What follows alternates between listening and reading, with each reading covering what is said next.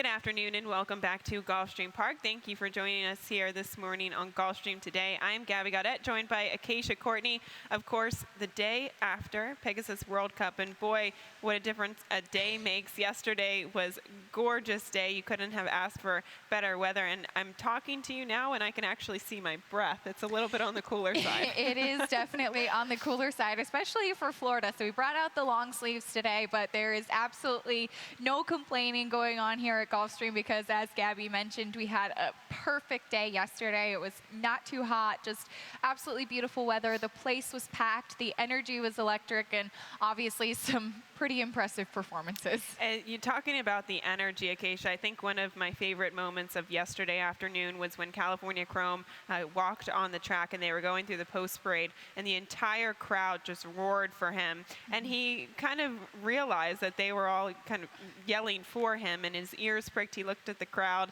and it was an excellent race. Of course, Arrogate, I haven't, it's not like I've been in this game for that long, but I've never seen an animal like him. I haven't either. And just to kind of talk about favorite moments from yesterday, definitely one of mine was when we were sitting on the set, Ron and I, in the afternoon. And in the afternoon, we're looking right into the walking ring, and standing right in front of us was California Chrome, and watching Alan Sherman hug him before giving Victor a leg up, and just the look on their faces, and seeing Art and Alan watching him under tack for the last time. It was really pretty special to see in the journey that he's taken his connections on, the journey that he took all of the fans on, and then to Arrogate as well. And it's amazing to see how kind of unflappable that horse is, and he's pretty much phased by nothing. And he came into the winner's circle afterwards looking like he was no worse for the wear. No, ready to go again, and probably win by even more lengths. No, but two very talented horses, and we wish California Chrome the best of luck in his retirement and moving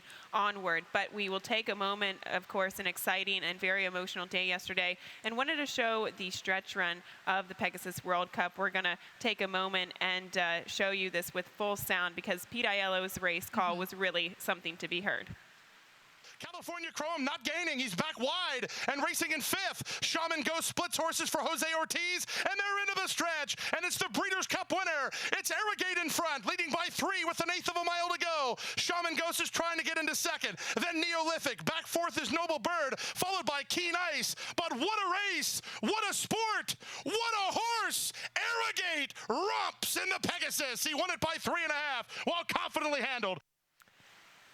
What a race it was, and what a horse, what a sport it is. And that was a pretty emotional race call by Pete Aiello. It did an absolutely fantastic job. Really, hats off to everybody, and hats off to the Stronach Group and Frank Stronach himself for actually making this race come to fruition and getting the two best horses in the country to battle it out. It was pretty special, and I actually got chills when we wrapped up our analysis and saw the horses walking out to the track, and just all of the work that went into it, seeing it come to fruition. It was a record day all around, and we did actually, Gulfstream Park, have a record handle with $40.2 million in handle, which is just absolutely unbelievable.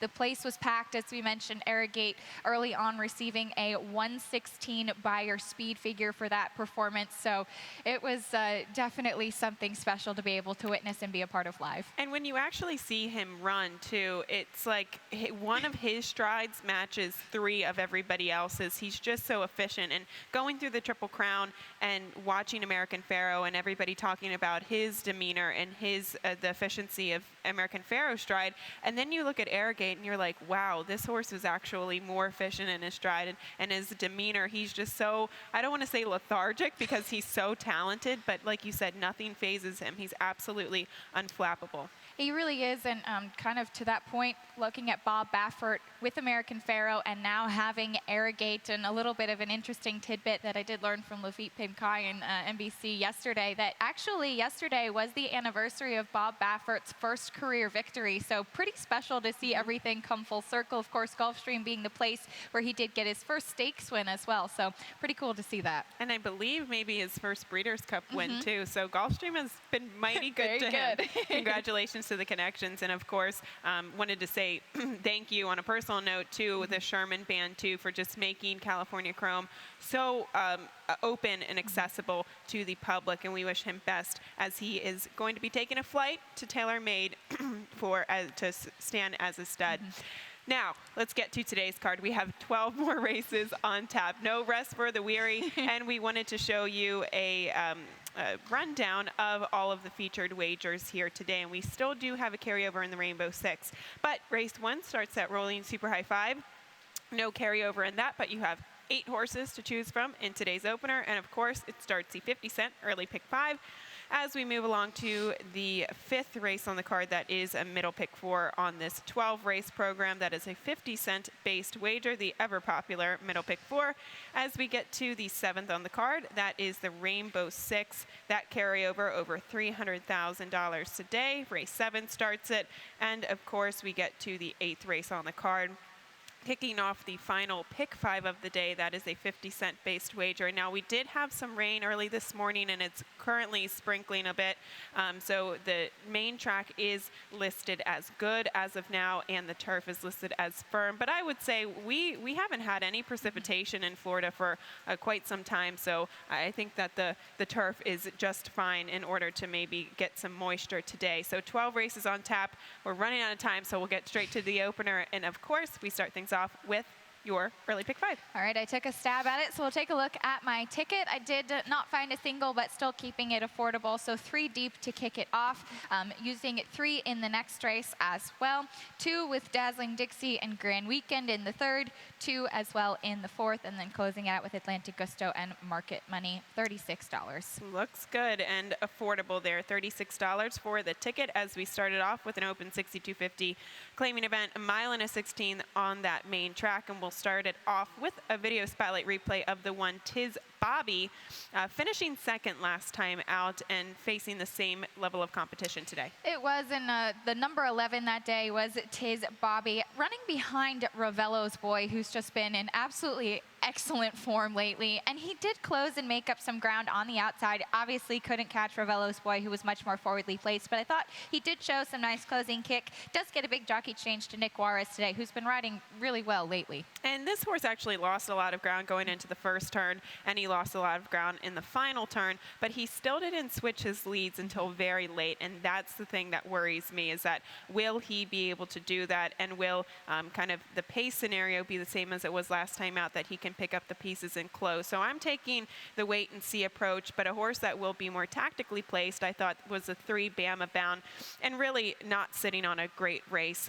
He was 20-1 though in that race. They stepped him up first off the claim. I think this is a much more manageable group, and as we said, the main track will have some moisture in it, and he's proven that he can handle a wet track. He has, and he's been in very good form minus that most recent race, and that might help you perhaps get a little bit of a better price on him. And that definitely, that class relief does seem to be needed for sure. I think he definitely fits much better in this 62.50 open level, and I don't worry about the distance either, staying at this 1 mile and 16th, because he is 4 for 7. And a horse that does like the off track is the number 2 Norman's Hero. First off the claim for George Navarro, and at first, before I realized that it was raining today, I took that as a negative, but I think you must use it as a positive today. I thought that the wet track kind of enhanced him, but obviously a feather in his cap given today's card. Now we get to the second race on the program, a non-winners of 2 lifetime claiming event for $16,000, 1 mile and a 16th onto the turf course. And we both landed on the number 1 Publicist here for Carlo Vaccarezza. And I wanted to show a stat here for the barn going from dirt to turf and a distance of ground. 5 for 25, so 20%, and a positive ROI, finishing in the money 32% of the time. And I do think that going back to the turf and getting a slight class relief is the right move for this horse. And she was actually very competitive against Maiden Special Weight Company prior to the layoff. So I think she does have a little bit of the class there. She is going to have to beat the 9-5 favorite in the 4 Veblen Good, though. Well, obviously Veblen Good is going to take money in the fact that she's dropping from Starter Allowance Company to this $16,000 tag. And we've actually seen Eddie Keneally taking these aggressive drops with horses that have been pretty competitive against tougher, and you do kind of question it. Sometimes it's a very successful move for him, though, and maybe that's what it is. We're both going against Veblen good today, but she certainly is the one to beat. We know that she'll be running late. But what I do like about Publicist, too, is that she does seem to have some tactical speed. She did actually break her maiden very impressively in a sloppy track taken off of the turf. Of course, though, that they're still remaining on the turf today. But if you do look at those maiden special weight races, I think that she definitely has the class. And another horse that does promise to take money is the 5 Legend of the Kitten, who looks like she's been knocking on the door lately, but just can't seem to quite get there. And I do think, maybe giving her the benefit of the doubt, I do think that she's been at a disadvantage given the pace scenario in her past 2 starts, because 2 starts back at 7.5 furlongs on the turf, sober on Sunday, just shot out of the gate and went wire to wire. And in her subsequent start, there was really no catching the winner that day as well, although she kind of bullied out a trip from off of the pace and tried to get up in the nick of time. So maybe today is the day, but this race did come up relatively tough with those 2 class droppers that we just mentioned. And for what it's worth, Eddie Keneally's horses with these aggressive approaches, you're absolutely right. He's been taking very aggressive approaches and dropping his horses to the claiming level.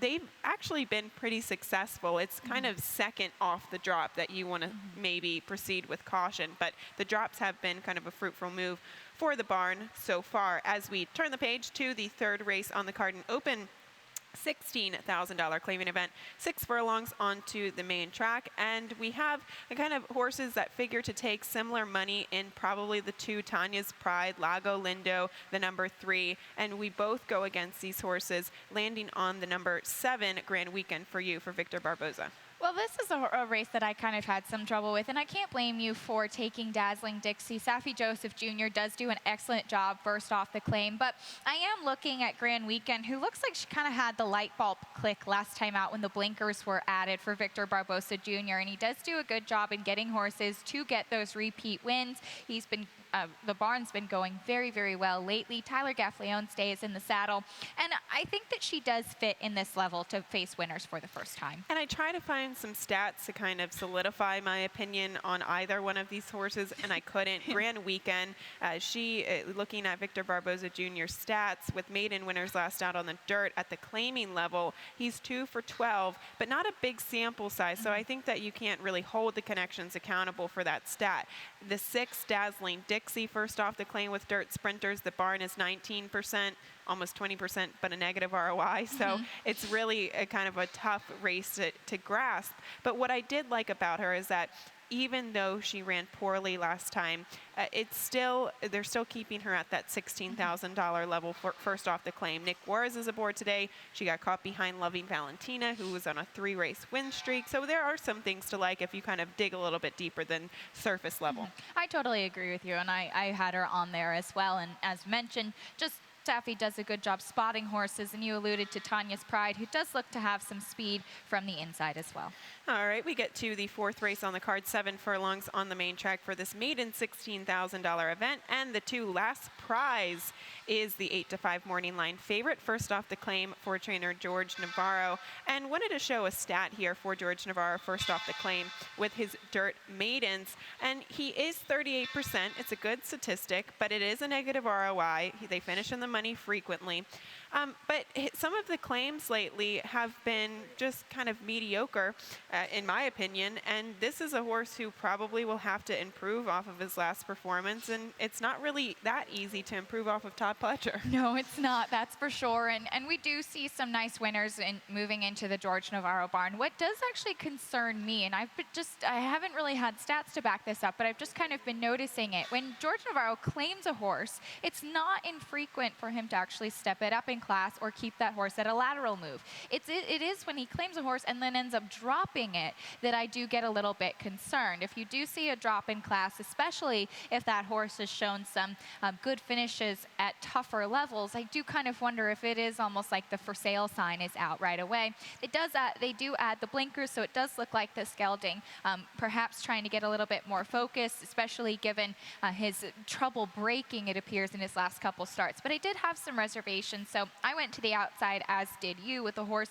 who does seem to have some backclass, some very nice in-the-money finishes for Awesome Bay in State Bred Maiden Special Weight Company. He's a horse that makes kind of the right dropping class from Restricted Maiden Special Weight Company, and I like the fact that he draws an outside post position. He has speed. He very well could get into a good position early. So the tactical speed that he has and the way that he's been in relatively consistent form lately with the dropping class, I think really does kind of heighten him in my book. But going back to the 2 last prize real quick, the break, you do see bump sideways at the start, and he was drastically affected from the gate, from the break, just because he was knocked off stride, and then after that, coming down the stretch, he looked a little bit short-strided. So maybe it really did impact him early on. Maybe he can turn things around, but as you said, the drop in class immediately off to claim, not really a vote of confidence. As we get to the 5th on the card, heading out to the turf at 5 furlongs for this maiden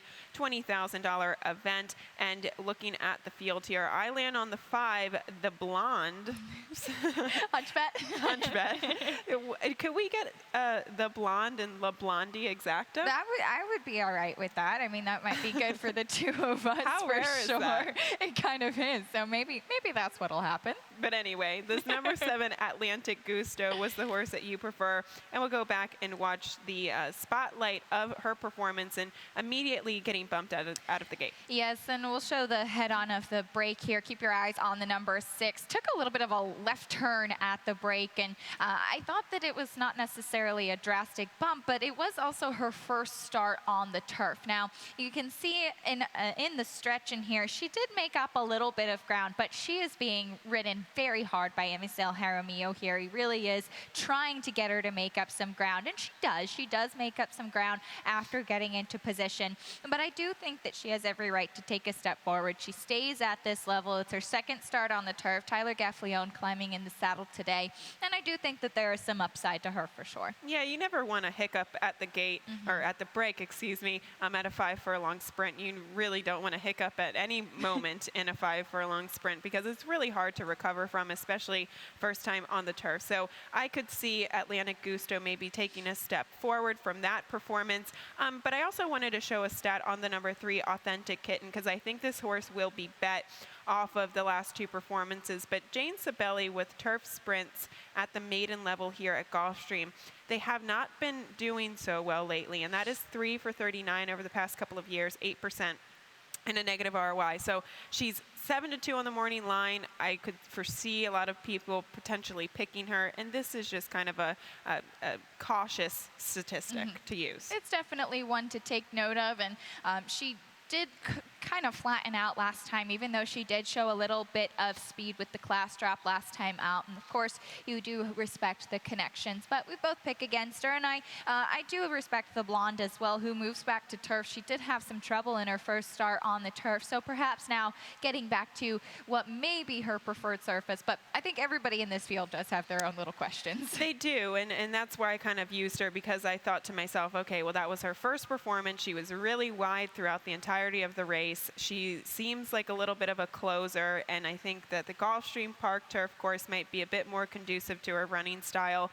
She has experience under her belt now, and in my opinion, getting back to a more preferred surface. So that's one to use, and potentially the one Money Market, who didn't get off to a great start last time as well. So there's a lot going on in that race, and I think from a multi-race bet perspective, that's the one that you probably want to have some coverage in. As we get to the 6th race on the card, 1 mile and a 16th on the turf, 16,000 non-winners of 3 lifetimes. Scratch the 2 Spanish Armada, and that is the only scratch in this field as you go to the number 6 Bridge of Luck for Dale Capuano.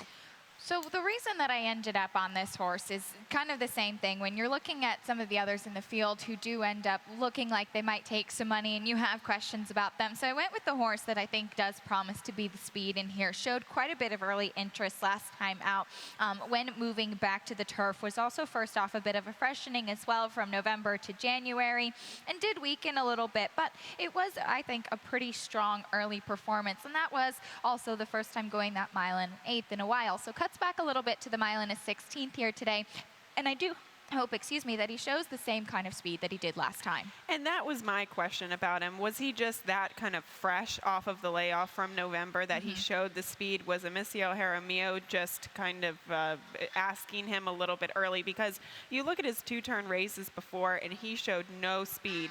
It didn't look like he had any kind of equipment change. So I'm curious if he will show that same kind of speed. And if so, then yes, I think you should use him. But I'm just still a little bit curious as to if he will do that once again. But the 8 timing is everything. This horse, one, drops down in class a little bit for Mike DiPaolo. And second, this horse was really headstrong going into the first turn. And the rider, Lane Leslie, just had him under an absolute stranglehold. And then he once again checked and lost position at the half-mile pole. So he did have a sneaky troubled trip last time out. So I think it's a little bit forgivable. And plus, Whippinene, the winner of the race, this is a horse that's been in pretty good form lately. So big class relief in my opinion, and a trouble trip last time out. He did, and if you look back at his races on the synthetic at Woodbine prior to that, he was in very good form, even finishing second in State Bred Allowance Company, and even a win against a little bit tougher, I think. But he did have now one race over that Gulfstream Park turf course. He's kind of got the feel. He's been in Florida for a little while, so maybe that'll help him to take a step forward. But a horse that definitely has back classes to the outside with the number 9 Chief Kitten, who first off, a huge layoff. They did put him in a stake on this synthetic, and now he came back last time out, tried the 30,000 non-winners of 3, and he's dropping in class now. And I remember having some reservations about him last time. He does have the blinkers on, but I also made a note that he outlooked the entire field physically last time out. He really did look great, so I do kind of wonder what to expect from him today. I guess it's a positive that Javier Castellano still stays aboard, but the horse really has not, or he's sitting on a race last time out with little excuse in my opinion. So class relief might wake him up, but I'm still proceeding with caution. We're going to step away for a quick moment, and when we come back, we will talk about the 20-cent Rainbow 6 that has a nice carryover today, and of course that late pick 5 right after this. At ExpressBet, we celebrate the champions that make horse racing great. That's why we provide more ways to bet from more places than ever. We've built an entire family of brands to give players more of the rewards they deserve. Give bettors the information they need to win and provide a community for horse bettors. Because the best way to support the champions of horse racing is to champion horse racing. ExpressBet, we are racing.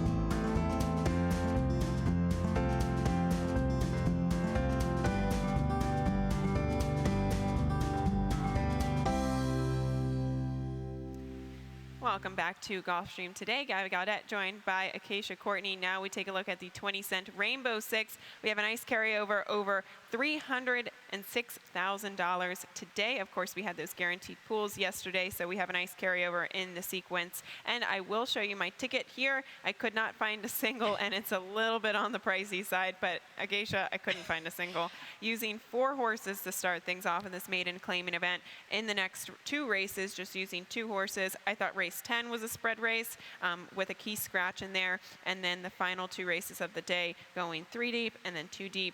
$76.80. Best I could do. So we get to the 7th to start things off. And I thought this was a race that you wanted to have some coverage in. You and I both land on the number 9, Ribirania, for Antonio Siano. And this one's taking a drop in class. It was off a little bit slow last time out, so hopefully she will break a little bit sharper today. Stays at the 6 furlongs, and looks like she's been working well at Gulfstream Park West. She did get off to a slow start, so I think that she can improve, but she really wasn't backed by the public whatsoever in her first start, 21-1 that day, but does get a class relief. Now, wanted to show a stat for the number 7, Rich Mommy, for Victor Barboza Jr. with his maiden claimers at first in their first start on the dirt. Good statistic there. If we could show that stat for maiden claimer first-time starters on the dirt, 26% and a positive ROI of $4.22, finishing in the money 53% of the time. And this is kind of something that I paid attention to last winter, and I made some money on this kind of angle, so I will be doing it once again today. And she is well bred to be good early, of course, by Algorithms, who was very precocious in his own right. And it looks like she has a pretty sharp work tap as well. The number 10, Better Be Fast, does look to be the speed for Kathleen O'Connell. Okay, we turn the page to the 8th on the card, kicking off the 50-cent pick 5, the late pick 5. Acacia, could you find a single? I could not, and my ticket is a little bit more expensive than normal, I believe, and we'll show how I did take a stab. Mine's going to be $54. I was even up over past the $70 range with the pick 5, as it is a 50-cent wager, but I'm using 3 deep to start it off. Wanted some coverage in this maiden 12-5 event. 3 in the 9th as well. I tried to narrow it down to 2 in the 10th race, but I agree the scratch of Ice Cutter, a very key one in there. 3 in the 11th, and then 2 in the 12th. They don't make it easy here at Gulfstream Park. You have to use a couple horses there in the sequence. Tough to find a single today. So we start the sequence with a maiden 12,500 event, 5.5 furlongs on the main track. The one, Mine Again, coming out of a second place performance and staying at the same level for trainer Ralph Nix. We'll show this spotlight replay coming down the stretch. I thought that she pressed the pace pretty well last time out. Now, of course, the biggest question about her is that she is a 5-year-old mare, only making her 3rd start. And it looked almost like she was going to get 4th in this race, and then she kind of re-rallied. Tale of Priscelli, the winner on the outside, was just moving so much the best that day. She closed on the outside. It looked like that's kind of where you wanted to be in that race. But I did like that Mine Again seemed to re-break. I hope that she sits a nice stalking trip from the rail today. I didn't try to overthink things. I went with the class dropper, and that is the 7, Run to Glory. She's dropping from maiden special weight company to the bottom today, and she has speed. I'm hoping she wires the field. She definitely could. I did think that there was going to be some other speed from Lady Greatness and Poda, but I don't think that they are quite as fast. Okay, we get to the 9th race on the card, an allowance optional claimer, 7.5 furlongs onto the turf. And I think we have 2 horses that the whole race kind of revolves around, and one of them being the 2, Sweet Ella, 9 to 5 on the morning line. She did win last time out facing Starter Allowance Company. She certainly did. She's got some class to her for sure, and she does look like she's got a nice rating gear, a nice stalking ability that she showed last time, and she was very impressive last time as well. I went, and you did as well, with the horse that is dropping in class and was in excellent form before even trying Grade 3 company. 4 wins in a row for Biamonte at Gulfstream and at Monmouth. Then, as I mentioned, tried the Grade 3 Violet, and then tried tougher allowance optional claiming company last time out than what she'll face today. I think that she fits in here. I do too. If you're looking at that 2 other than allowance that she ran in last time out, I do think that the quality of the field was really spectacular. Yeah. Frosty Friday won it. We saw Elusive Million. She actually ran in the Beverly D. So we're talking about stakes quality, if not graded stakes quality type of horses in that last race. So I think you and I may be seeing eye to eye in here, considering the class. And Sweet Ella, there's nothing to knock about her. She's been informed. She likes the turf that has a little bit of give in it, which she might get today. She's got a good tactical running style. So we're not necessarily going against her, but probably trying to find a more creative pick in here. And I think that's where Biamonte comes in. Absolutely. Maybe you'll get a little bit of a better price than on Sweet Ella, but I think in those multi-race sequences, especially in the pick 5 and pick 6, we want to use both. Okay, the 10th race on the card, kicking off the final pick 3 of the day, a mile and a 16th on the turf, and a key scratch in this race with the number 10 Ice Cutter. And I just default into my second selection, and that is the number 1 Blackout, a horse that you used as well. And this is a horse who they obviously trains lights out in the morning, just judging off of some of the turf workouts at Palm Meadows. And he obviously stepped up to graded stakes company in the past 2 starts, but 2 things I like about him: there seems to be a decent amount of pace in here. He's got that nice tracking type of speed. He should be able to save ground from the rail, and he's meeting easier company than what he has been in his past 2 starts. Well, absolutely. He faced grade 2 and grade 3 company in his past 2 starts, so he's definitely going to be in easier today. I kind of defaulted to my second choice, which was the number 4 JR's Holiday, who came off of a layoff last time out. And I remember speaking to Jose Garofalo prior to the race, and he was saying he was really happy with how this horse was training. He was thrilled with the performances that he had put up before the layoff, and he thought he might maybe need a race. He now gets the blinkers added back on, perhaps to be a little bit forwardly placed, as he did get stuck in traffic and was far behind last time out in the Tropical Park Derby, which was a very tough race indeed. But he's got back class. He is a stakes winner here at Gulfstream, so I'm going to give him another chance today. And that's the thing. I think in the Tropical Park Derby, you want the more successful horses in that race had tactical speed. We saw Giant Run just absolutely sit a beautiful trip behind the pace stool that kind of ensued in front of him, and this horse just had a lot of trouble too. So I do think he can take a step forward, but this is his first time as a 4-year-old, and he's facing older company, whereas he had been kind of facing that 3-year-old level for quite some time. So I do think that the pace scenario will be conducive to his running style. We have Tale of Fancy in here, Clash and Cash, Eminent Force. It looks like a tremendous amount of speed in here. A tremendous amount of speed. So I think that the top 2 that we have are definitely the ones that you do want to use in here with that running style, as you mentioned. That's a good little betting race, though, even with the key scratch of the favorite towards the outside. There are sneaky horses coming out of sneaky good races as we get to the 11th on the card, the first half of the late daily double. A mile and a 16th there on the turf.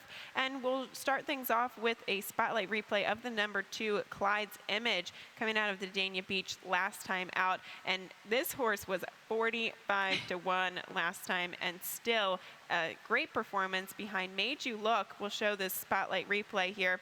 If we could roll that, and Made You Look was just much the best coming out of the Breeders' Cup. Much the best, and of course had some concerns about Made You Look, but I thought he ran huge that day, and I thought Clyde's Image ran really huge as well. He's the number 8. He's along the inside for trainer Tom Bush, and he had just broken his maiden in claiming company at Aqueduct on a good turf prior to that, and then there he comes in grade 3 company, and he runs exceptionally well. He did earn an 81 at Buyer Speed figure for that. I don't think you're going to get him at 45-1 today based off of that performance. You and I still do go elsewhere with Adonis Creed, but I definitely think off of that, Clyde's Image is one to respect. And we will show a statistic here for trainer Mark Cassey with maiden winners last out on the turf, coming back and winning. He's 22%, and this is a big sample size of 72 horses, a positive ROI just shy of $3, finishing in the money 51% of the time. And you can see that wasn't an easy field last time out. You see a horse in the running lines, Piazza del Campo. That was a horse who actually finished close to Clyde's Image when he was facing Maiden Claiming Company up in New York. So I think even though this horse did face Maiden Claiming Company last time out, it was a good field, and he very well could be effective against this level of competition. When you see a horse win by over 6 lengths on the turf, that's something that just shows you much better than the rest of the field. He was very impressive last time out, and that was also first off of about a 5-month layoff as well. So that is something to note, and that stat just kind of solidified it for me. And we just did get word that race 2 is off the turf, so please do take note of that when you're handicapping and putting those early pick 5 sequences together. So just scrap our picks there, because race 2 is off the turf. The 4 Lemonis, though, a quick thought of this horse, obviously did technically win last time out, but disqualified and placed second. And if you're kind of betting him off of his last race and his race 2 starts back, I think he's a must-use in those multis, but maybe one to there's really no knock against him. I mean, he's won 2 races back-to-back on the turf. He clearly likes the turf. But there are other horses that are in here, and even Pagliacci that could take a step forward and maybe be a touch better than Lemonis. Absolutely, and Pagliacci winning first out for trainer Bill Mott in an impressive win. In there, he did hold on and win by just a neck, but it looks like he's been training very sharply at Payson Park since. Okay, we wrap things up with the 12th and final card today, a maiden 12,500 event. We're going the 1-turn mile onto the main track, and we do have the scratch of the 1 Miss Maserati and the number 12 Wild Dalton and the number 7 Spring spring for more on the drop in class is where you go, taking a big drop in class from that maiden $75,000 level. It's a very big drop in class, and there's definitely some reservations about it. Also stretching out in distance, but I was looking at the two options, if you will, with the 9 dressed-in heels and the 7 spring for more. You do go for the one that's first off the claim, and I did go with the class dropper, and I thought that perhaps a class drop might be able to help in here. And this horse actually hasn't run badly in her past two starts, and she's been big prices in both of those. She did actually finish third, even though it was a distant third in special weight company on a sloppy track going a distance of ground 2 starts back. So perhaps one to watch off of that. I like dressed in heels. No, I'm not only a big fan of Armando de la Cerda. I seem to pick every single one of his horses, I know. But for 2 other reasons as well. I like the added distance for her today because I think she could be more forwardly placed. She doesn't look like a horse that has a real potent kick, so she looks like one that may be stalking with some added distance will suit her. And secondly, I know she dropped to the bottom last time out, but that was a really weird day if you were kind of paying attention to track trends. In the first half of the day, we had clear weather. It was really speed favoring, and then they sealed the track expecting rain come race 5, and the second half of the day, it just kind of was all over the place. But what I'm saying is the first half of the day where she did run, she ran in race 2, was very speed favoring, so she was kind of against the grain of the track. So I like her for all of those points there. The 9 dressed in heels will do it for me, and we'll also throw in the number 4, I'm Thirsty, who goes from Alfred McIntosh to George Navarro. And this has happened over the course of the past couple of weeks, and sometimes successfully, sometimes not so much. If this horse is heavily bet, I don't know. I'm kind of on the fence about a horse like this. It is kind of what I was just alluding to earlier. When horses do move into the Navarro barn and they immediately take a drop in class. This horse added Lasix last time out, was third behind Worth Avenue, who won by 9 1/4 lengths. So beating 11 lengths is not so bad for me. So you do see an immediate drop in class with the addition of the blinkers, but the fact of the matter is that she does go from a 9% barn to a 30% barn on the year. So perhaps one to throw in, in those multis. Okay, that is races 1 through 12. A reminder, the Rainbow Six starts in the 7th race today. Carry over $300,000 in that. We are going to step aside and be back for this afternoon. And Pete Aiello will be up next with all of those scratches and changes. A reminder, race 2 has been taken off the turf. Best of luck.